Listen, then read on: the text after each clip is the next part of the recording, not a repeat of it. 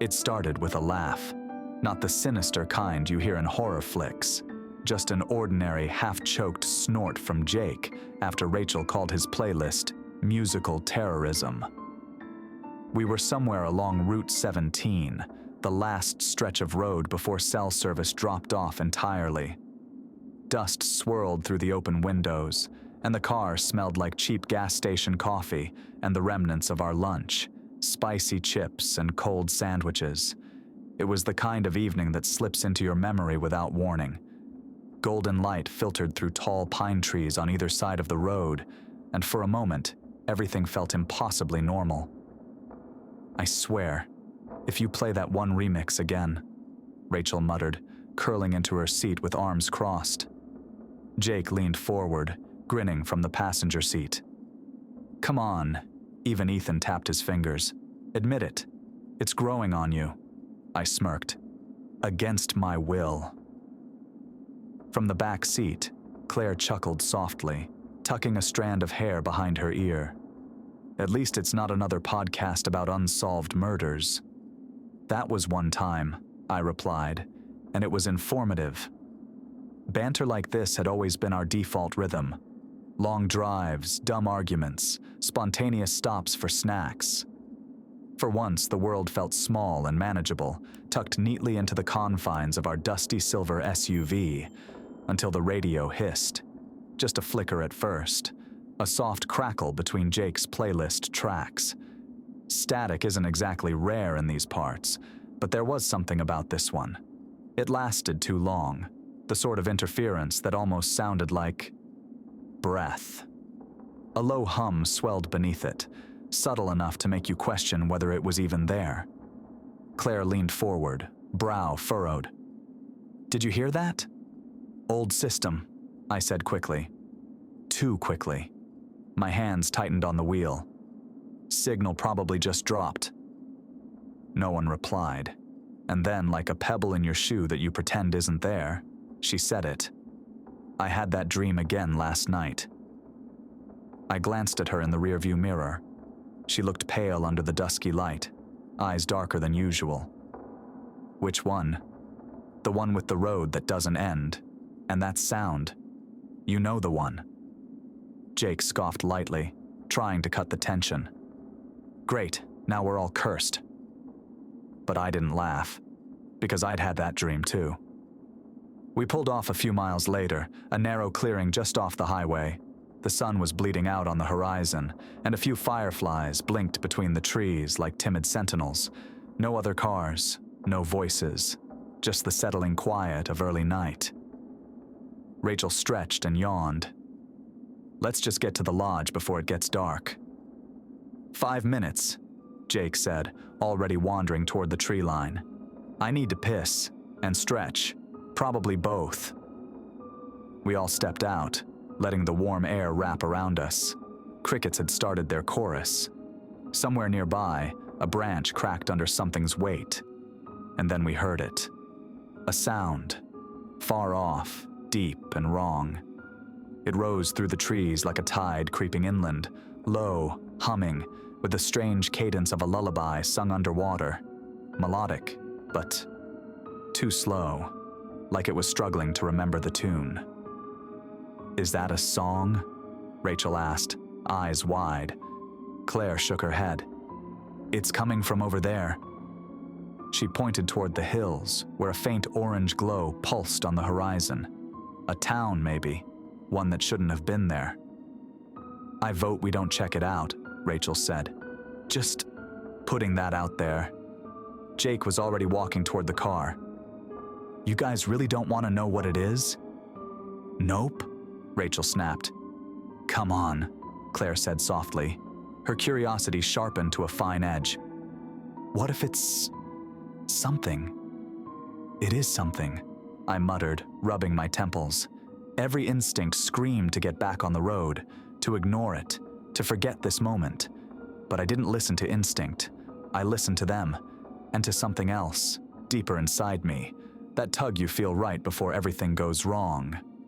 So we got back in the car, turned down a road that wasn't on the map. The SUV's headlights punched through a growing fog, cutting long white paths through the trees. For a second, I caught a shape in the rearview mirror, a figure standing in the middle of the road, tall, motionless, watching. I blinked. Gone. Nobody else saw. I didn't say a word, but in that moment, I knew. Whatever we were driving toward wasn't waiting to be found. It had been calling us all along. The road narrowed within minutes. We'd taken a left onto the unmarked path, gravel crunching beneath the tires like teeth, grinding in the dark. The GPS flatlined the moment we turned, screen frozen in place as if refusing to acknowledge where we were headed. Claire tapped it twice before giving up. Jake fiddled with the radio again, but it only spat static back at him, a jagged sound like something breathing through broken glass. No one said much after that. The trees thickened, pressing in close on either side of the road. Moonlight barely filtered through the canopy. It felt like we were being swallowed.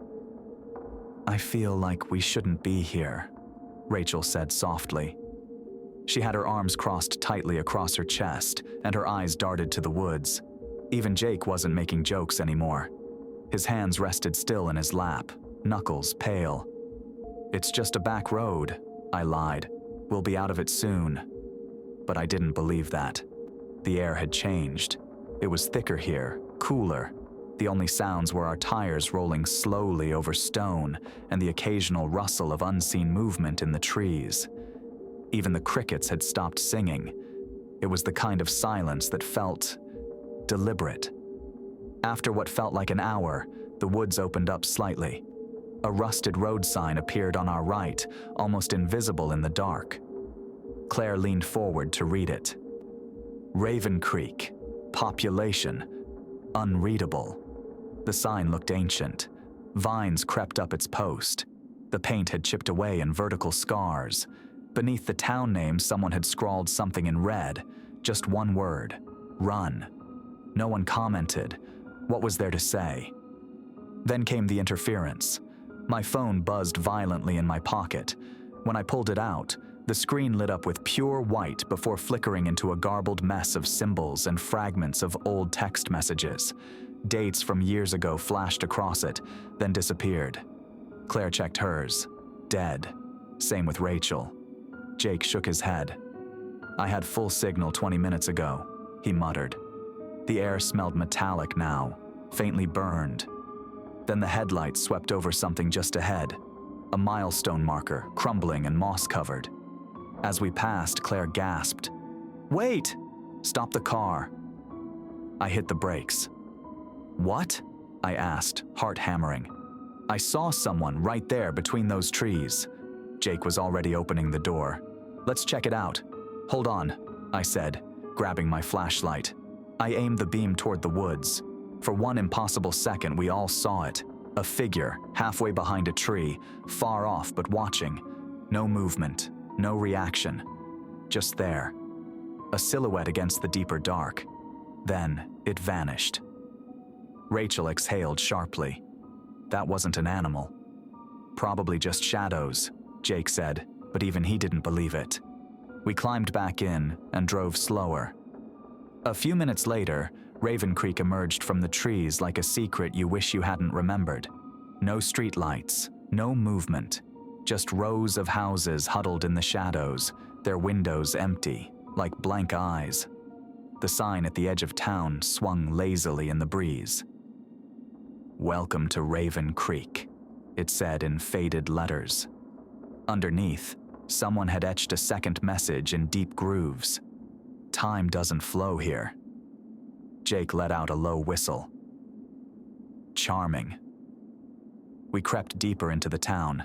Headlights played over buildings that looked untouched for years. A diner with broken blinds, a gas station with boarded windows. But everything was too intact, like it had been left in a hurry, not weathered by time. I turned down the main street, past a post office, a barber shop, a school. Every window dark, every door closed or hanging slightly open. No people, not even strays. "There should be lights," Claire whispered. "It's only midnight." Are we sure people still live here? Rachel asked. I didn't answer. The silence was thick, pressing down like a second atmosphere. Jake rolled down his window slightly. Hear that? Nothing. Exactly. No wind, no birds, not even the buzzing of streetlights. It felt like the whole town was holding its breath. Then, faintly, barely there, the sound returned. That same low hum, somewhere just out of reach. No direction, just present, like it was inside our skulls. Claire leaned against the glass. It sounds closer now. Whatever it is, Rachel whispered, we should find it and get the hell out. I nodded, gripping the wheel. We take a look, then we leave.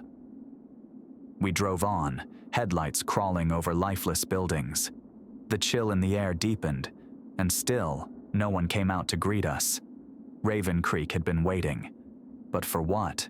None of us yet knew. The tires crunched to a halt just outside what must have been the town square. We stepped out into the silence. Our flashlights flicked on with muted clicks, pale beams cutting through the thick, unmoving air. The buildings loomed around us in eerie stillness. A diner with blinds warped into curling spirals, a hardware store with its front window cracked like spiderweb glass, a civic building crowned by a rusted bell tower that hadn't rung in decades.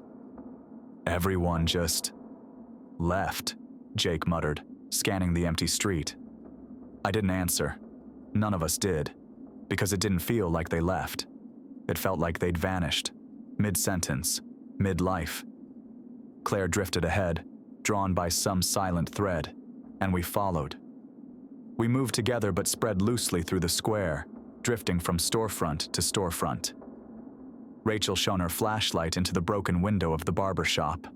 Clumps of dark hair still clung to the stained linoleum. Scissors lay on the floor beside an overturned stool. Someone ran, she whispered. Claire made her way toward a children's playground at the far end of the square. It was barely visible in the beam of her light. A single swing moved gently in the breeze, even though we felt no wind. Hey guys, she called. Over here. We gathered beside her. Beneath the monkey bars, half buried in the mulch, was a tiny red sneaker. Just one, untied, dirt-caked. Something about it made my stomach churn. There's no way this was abandoned recently, I said. This looks like it's been here for years. Then why does everything else look untouched? Jake countered. No one had an answer. I moved toward the diner, flashlight beam sweeping across cracked vinyl booths and overturned stools. The door creaked open at my touch. A smell met me there. Sour, old, but faint. Like something had gone bad and then dried into memory. Inside, plates of food still sat on tables, forks mid-scoop, coffee mugs half full. One table had a birthday balloon deflated and stuck to the booth with old static. The cake was a collapsed, mold-flecked crater. I backed out slowly. They didn't leave, I said aloud. They disappeared. Then came the scream. It was Jake. We ran toward the sound, flashlights bouncing wildly. It came from the far side of the square, in front of the civic building with its broken bell tower. He was standing at the entrance of what had once been a library. The doors were open wide, and something was lying in the doorway. I nearly dropped my light. It was a body, or rather, what used to be one, dried into a curled, leathery husk.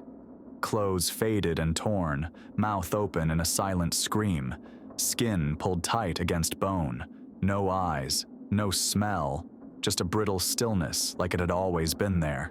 Rachel turned away, gagging. Claire pressed her knuckles to her mouth. That shouldn't be possible, I whispered. If this town's been abandoned for weeks, maybe months, a body wouldn't look like that. That's decades of decay, Claire said, shaking. At least. But the food, the hair clippings, Rachel murmured. Her voice was paper thin. Jake stepped back, trembling. We need to leave, right now. Agreed, I said. We find the car and get out of here. We ran. Back through the town square, past the shadows of stores that now seemed to lean inward, hungry.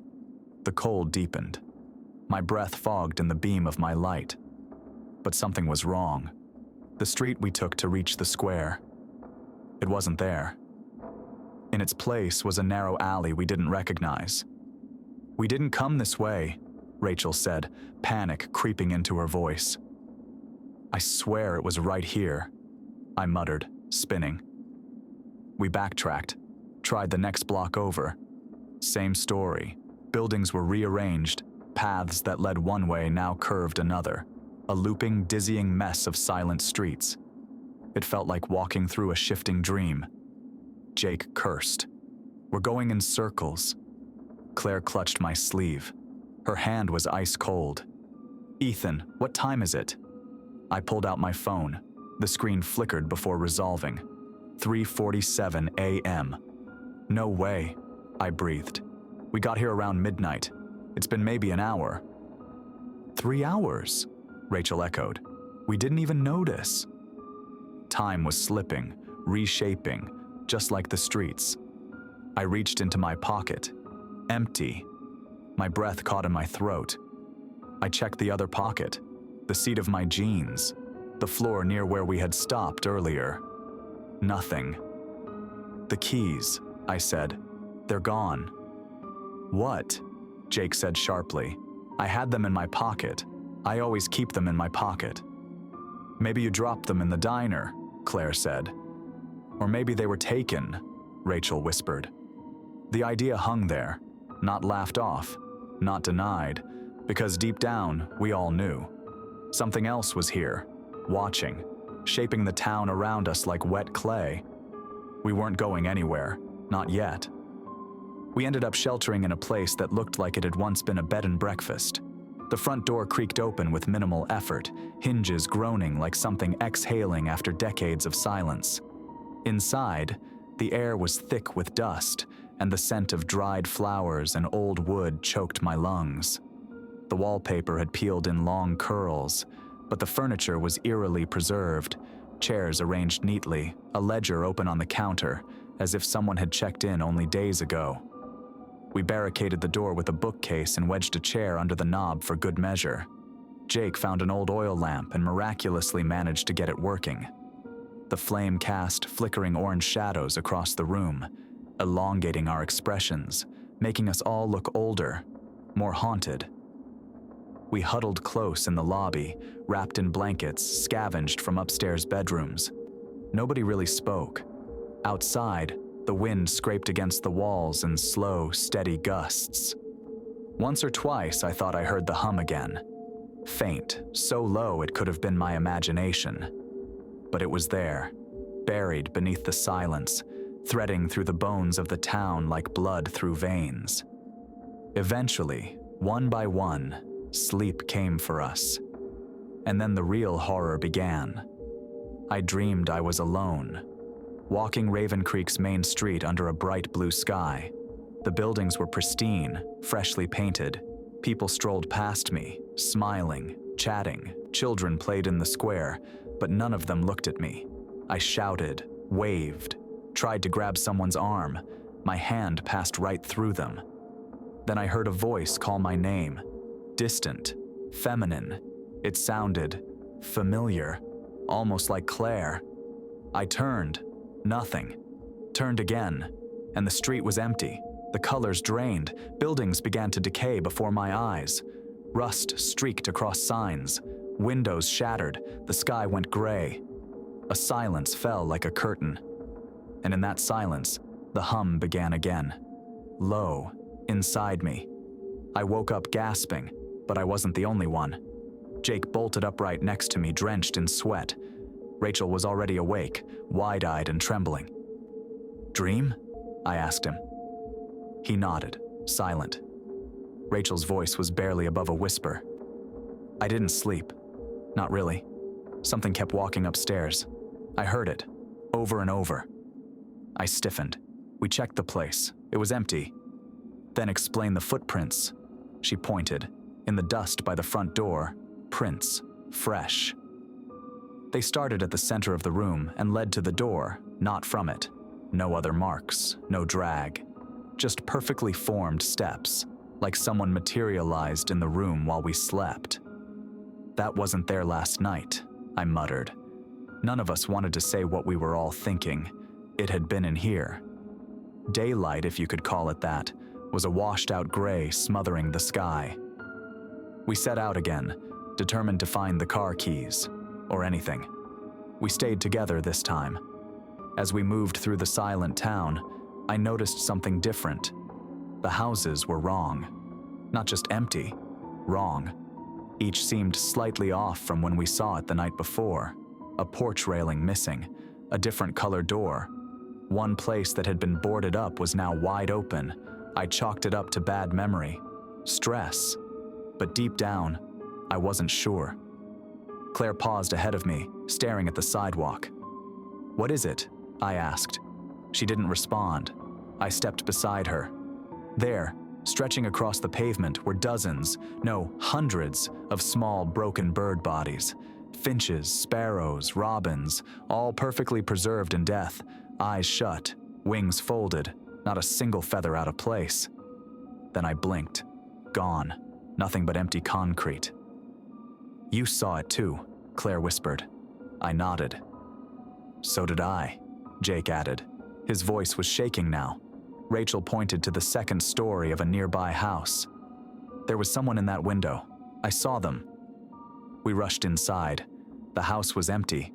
Dust choked every corner. No footprints but ours. Nothing made sense anymore. By midday, we were exhausted, but there was no sun. Just that dim, endless gray above us. No matter how far we walked, every road brought us back to the square, like the town folded in on itself, like it wanted to keep us. "This is a trap," Rachel said. "Some kind of loop. We're being pulled in." "Then how do we get out?" Claire snapped. Jake didn't answer. He sat on the curb, staring at his phone. I sat beside him. "Still dead?" I asked. He shook his head slowly and turned the screen toward me. The time read 12 a.m. The date? October 17th, 2049. I didn't say anything. What could I say? The world was leaving us behind, 1 minute at a time. And Raven Creek wasn't done with us yet. We stopped talking somewhere around the third time we ended up back in the town square. No matter which street we took, which direction we swore was different, Raven Creek rearranged itself around us. Like it didn't want us gone. Like it was testing what we'd do next. Rachel was the first to snap. "This is your fault," she hissed, turning on Jake. "You and your brilliant idea to go chasing ghost music in the dark." "Oh, don't start," he said, but there was no fight in him. He looked drained, his voice ragged. "You were just as curious." "No," Rachel snapped, pointing at me. "I wanted to leave. He's the one who agreed. Ethan made the call." I opened my mouth to defend myself, then closed it. Because she was right. I had said yes. I looked at Claire. She was staring into space, lips barely moving, like she was muttering something only she could hear. Her scarf fluttered in the wind, and I had the sudden irrational urge to grab her arm and not let go. "We need to keep moving," I said. "We stay together. We don't argue. We find the source of that sound." Jake gave me a strange look. "And what then? What if the answer just makes things worse?" "We've already passed worse," I muttered. "Now we survive." It was then that Claire spoke. "The tower." "What?" Rachel asked, exhausted. Claire pointed down the street. At the center of town stood the clock tower, tall and blackened with time. We'd passed it before, several times in fact, but now it loomed differently, wrongly.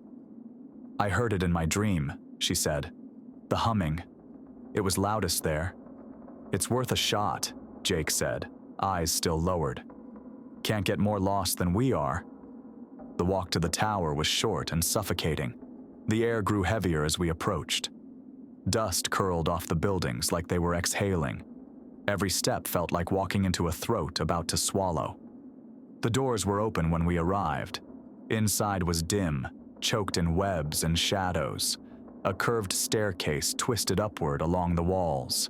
Gears as large as truck tires lined the interior like the skeleton of some forgotten beast. But it wasn't just old clockwork, not anymore. Scattered among the antique machinery were cables, wires, laptops with dead screens and blinking lights, modern equipment fused with rusted metal.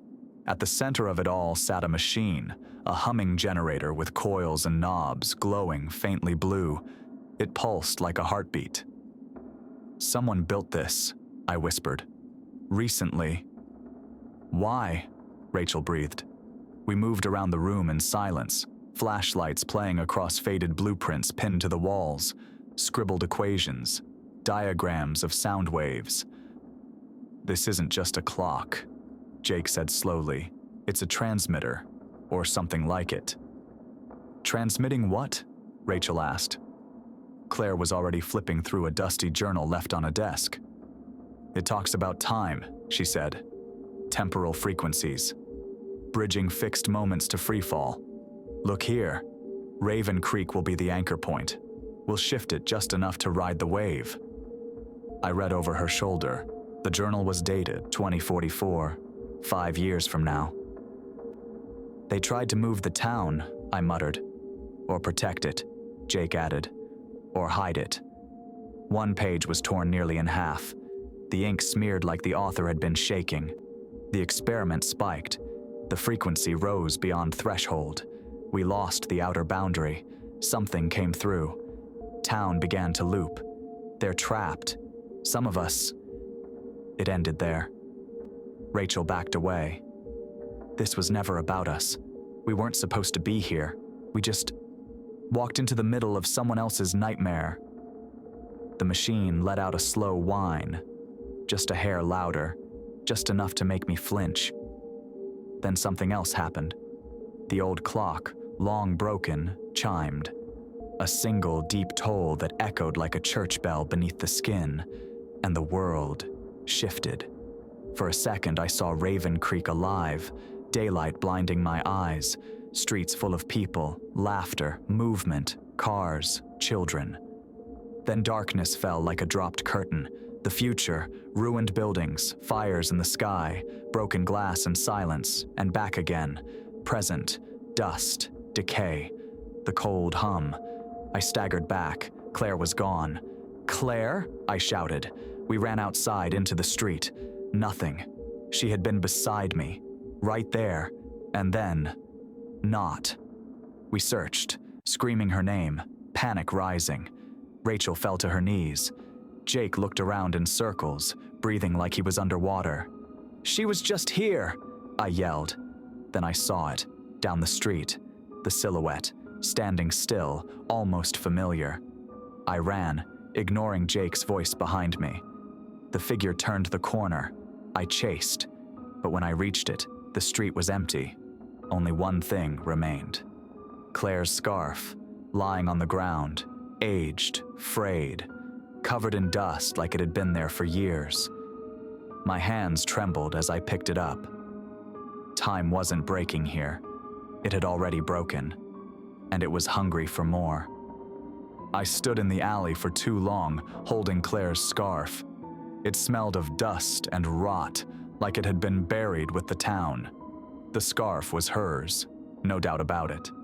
I remembered the stitching, the little tear near the hem where she'd caught it on a fence 2 years ago.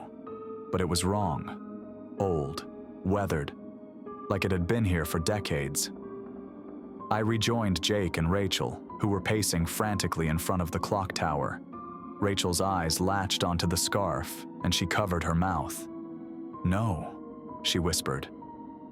"She was right there," Jake muttered. "We didn't even hear her scream. It's like she just slipped." I didn't respond. My hands were shaking. My mind was trying to find a rational angle, a thread to pull that would unravel this insanity and make it logical. But Raven Creek had burned the thread. We had to go back in. The three of us pushed into the tower again, back into the warped guts of machinery and wires. Jake moved instinctively toward the journal, flipping through the final pages again. Rachel found a hatch beneath the floorboards and pried it open with a broken crowbar. Below, stairs descended into a basement. The air down there was colder, thicker. We descended slowly, oil lamp held high. The basement was filled with even more bizarre equipment, screens that flickered faintly despite no visible power source, mechanical devices that pulsed with internal rhythms, like lungs breathing. At the far end sat a cylindrical chamber of glass and metal, its surface smeared with condensation from within. And next to it, another journal, this one newer. Pages filled with desperation. We thought we could anchor the town outside of time, a safe zone against what was coming, but the machine fractured it. Each chime is a shift. Some of us aged, some vanished, some reappeared, changed. The last entry was dated 5 days ago, in the year 2049. Rachel backed into the wall, trembling. This is why no one's here. They're not gone, they're scattered, fragmented, pieces of them left in different slivers of time. I thought of Claire's face, half turned toward me just before the chime, and the air that seemed to ripple around her. "It's the tower," I said. "The machine. We turn it off, we might—" "What if it kills us?" Jake asked. "Or worse, what if it just scatters us the same way?" We stood in silence. Then the stairwell creaked. Footsteps. We turned, hearts racing. A shadow moved in the hallway beyond the lamp's reach. Then a voice, hoarse, dry, familiar. "Ethan?" She stepped into the light. Claire, but not the same. Her hair was streaked with white. Her face was thinner. Her clothes were torn and caked in dust. Her eyes, those were still hers, but behind them was time. Too much time. She collapsed, and I caught her before she hit the floor. "Where have you been?" Rachel cried. Claire's voice cracked like dry leaves. "I don't know. Years, I think. I woke up and the town was dead. Nothing moved. I screamed for days. I saw things. Shadows wearing people's faces. Then I heard the hum again, followed it, found my way back." "You've been gone minutes," Jake said. She shook her head slowly. "Not for me." We sat her down, gave her water from one of our bottles. Her hands trembled. "What do we do?"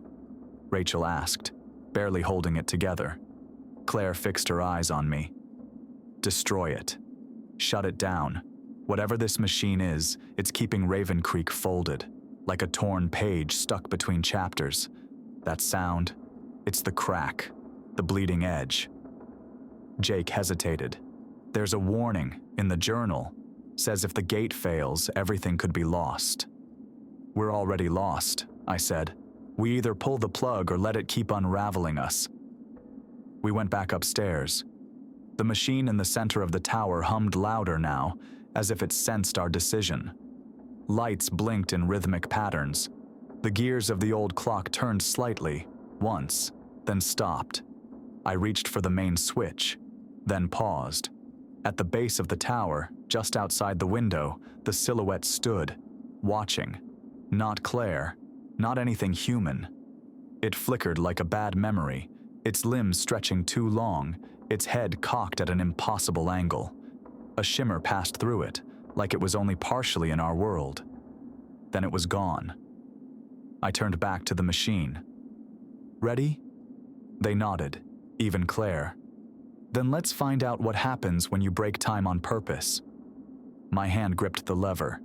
The machine screamed. The lever clicked into place, and the world shattered. A pulse tore through the air, a low-frequency detonation that wasn't sound so much as sensation.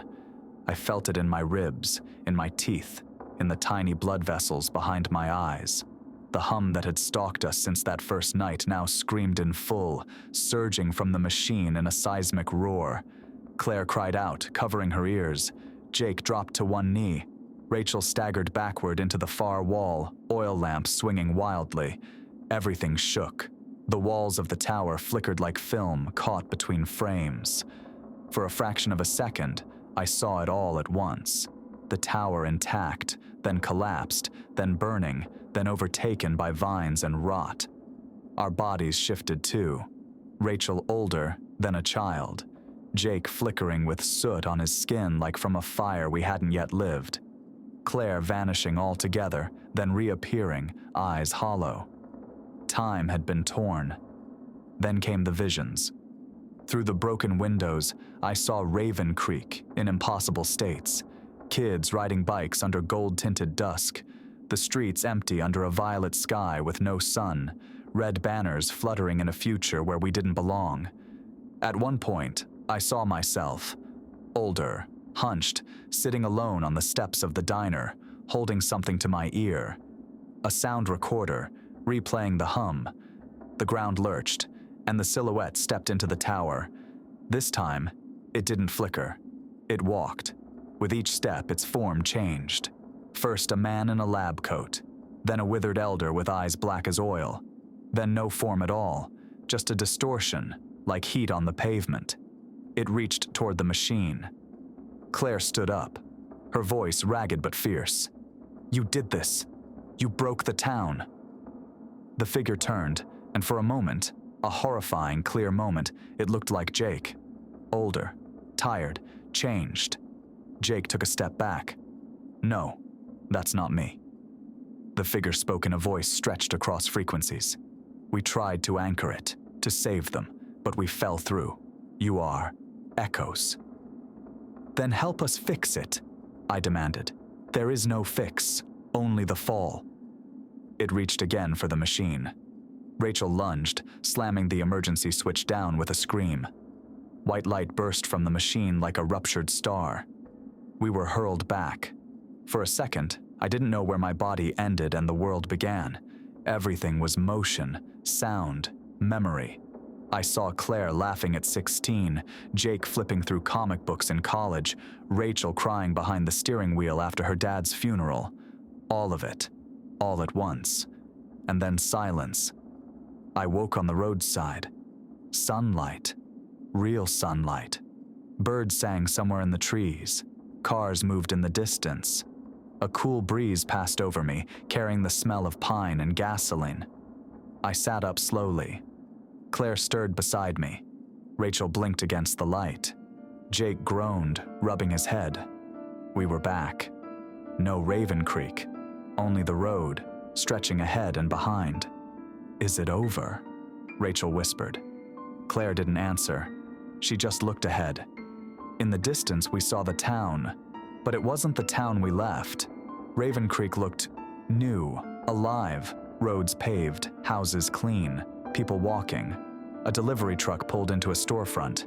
Laughter drifted faintly through the trees. Jake pointed. "Look at that sign." A new digital road marker blinked. "Welcome to Raven Creek. Establishment 1901. Rebuilt 2043. My phone buzzed. It had service. I looked at the screen. Dozens of missed messages, calendar events, notifications from apps that didn't exist when we left. The date? June 26th, 2049. "It wasn't a dream," Claire whispered. We skipped years." Rachel sank to the ground. Jake ran both hands through his hair, cursing under his breath. "Everyone we know. They think we disappeared. We did disappear." I stood in silence, feeling the warmth of the sun on my face like it might peel away any second. "So now what?" Rachel asked. I looked at Claire, who stared down the hill toward Raven Creek, toward the lives that had moved on without us. "Now," I said, "we figure out how to live in the future." But then I heard it, just faintly, carried on the breeze, that same hum. For half a second, the world tilted. I turned, heart thudding, scanning the trees. Nothing. But I knew. Whatever Raven Creek had become, it hadn't finished with us. It had simply changed form.